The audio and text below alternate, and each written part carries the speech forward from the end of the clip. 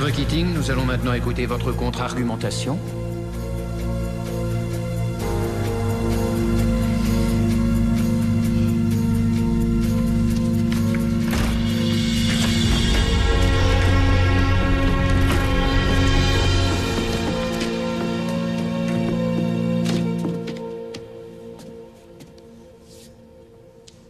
En tant qu'arbitre de la loi et en toute connaissance de la jurisprudence historique dans ce pays, la race doit être toujours considérée comme une variable. Votre temps est précieux, Maître Keating. Je vous suggère de ne pas le gâcher en présentant des arguments que vous avez déjà formulés.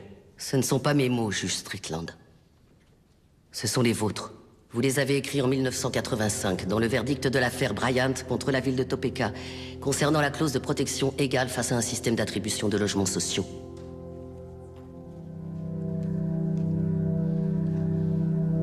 Le racisme fait partie de l'ADN des États-Unis d'Amérique. Et tant que nous fermerons les yeux sur la douleur de ceux qui souffrent de son oppression, nous ne pourrons jamais échapper à ses origines. Le seul garde-fou dont peuvent bénéficier les personnes de couleur, c'est le droit de se défendre, et nous ne leur accordons même pas. Ce qui veut dire que la promesse de l'égalité des droits n'a jamais été remplie. En raison de l'échec de notre système judiciaire et de notre défense publique en particulier, l'époque de la ségrégation n'est toujours pas derrière nous. L'époque où les lois ont rendu illégal que les Noirs et les Blancs soient enterrés dans le même cimetière, où on catégorisait les gens en carterons ou en octavons, où on punissait un Noir parce qu'il avait demandé des soins médicaux dans un hôpital pour Blancs.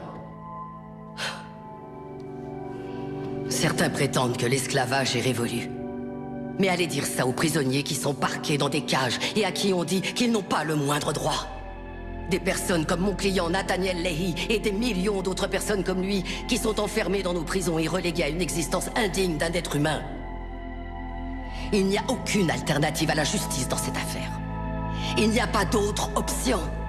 Prendre une décision à l'encontre de mon plaignant, c'est choisir de remplir les poches des propriétaires de prisons, plutôt qu'offrir une défense digne de ce nom à tous ceux qui y sont enfermés.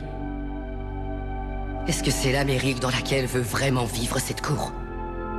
Un pays où l'argent a plus d'importance que l'humanité?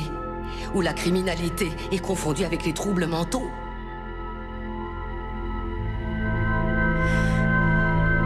Le 6e amendement a été ratifié en 1791. C'était maintenant il y a 226 ans. Je pense qu'il est donc temps de réellement garantir ces droits à tous nos citoyens.